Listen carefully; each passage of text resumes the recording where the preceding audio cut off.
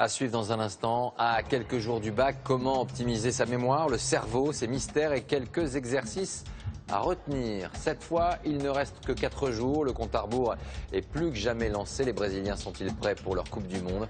Nous serons en direct de Rio. Enfin, l'invité de ce dimanche, il a été le comique, roi du cinéma, bientôt 80 printemps. Et les souvenirs avec Blier, Mireille Darc, Yves Robert, Pierre Richard est sur scène, mais ce soir, il est avec nous. Mais d'abord, plus qu'une semaine avant les épreuves du bac philo pour 680 000 lycéens cette année. Et dernière ligne droite donc pour les révisions. À chacun sa recette, mais vous allez voir que certaines méthodes sont plus efficaces que d'autres. C'est le mystère du cerveau. Alors comment optimiser sa mémoire? Réponse avec Jeanne Benzina et Guillaume Beaufils. Pour cette leçon d'économie, 3 manières de réviser différentes. Alicia, Salomé et Léa ont testé toutes les méthodes avant de trouver la meilleure, mais chacune a la sienne. Alicia a besoin d'écrire.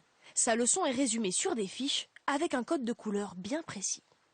Ça permet dans ma tête de mémoriser, de voir le cours, de voir comment il est construit et du coup de pouvoir le ressortir plus facilement. Si je fais que lire, je ne retiens pas. Pour connaître la technique de Léa, il suffit de tendre l'oreille. Une fois que c'est écrit, pour moi ça apporte rien d'autre, donc relire c'est ce qui me permet que ça rentre. Salomé, elle, révise en musique en surlignant les mots-clés. Alors, y a-t-il une recette pour mieux apprendre? Oui, selon les scientifiques. Pour le savoir, dans son laboratoire, le professeur Houdet a étudié les mécanismes du cerveau. Pour bien réviser, l'élève doit associer l'apprentissage par cœur avec de la réflexion. Vous allez devoir apprendre par cœur une liste de 7 mots. Dès qu'elle est apprise, vous me le dites. Première étape, la mémorisation, le par cœur. Marteau, Descartes, chaise, ordinateur, film, alligator, Internet. Très bien, parfait. Voici ce qui se passe dans notre cerveau. Le cortex préfrontal, ici à l'avant en jaune, est mobilisé.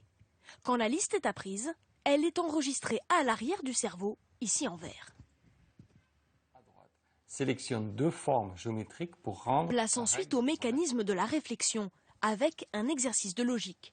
S'il y a un carré rouge à gauche, donc je vais prendre un carré bleu à gauche. Dans le cerveau, cette fois, les zones s'activent dans l'autre sens, de l'arrière vers l'avant.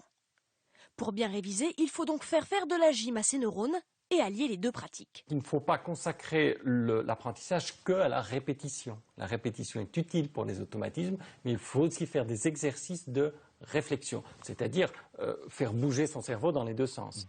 Mais sa toute dernière découverte, la voilà. En jaune, un cerveau lors d'un exercice de raisonnement, puis le même au repos juste après.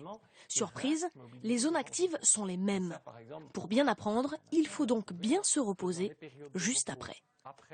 Les micro-repos au cours de l'apprentissage, pendant la journée ou en classe, sont tout aussi essentiels pour stabiliser les apprentissages en cours. Ces découvertes scientifiques, certains les ont transformées en méthode de travail pour optimiser les révisions du bac. Près de Montpellier, cet enseignant intervient dans les classes de terminale. Objectif, leur donner des astuces en quelque sorte cerveau-compatibles. L'idée, c'est de faire des fiches de révision exactement comme vous savez le faire, avec le moins de mots possible. C'est un mot-clé, un dessin-clé, qui vous fera penser par association d'idées à toutes les connaissances que vous voulez. Plus le mot-clé est personnel, et plus vous vous en souviendrez. Neila vient d'essayer avec sa leçon de géographie. Là, j'ai juste écrit quelques noms pour me souvenir des lieux.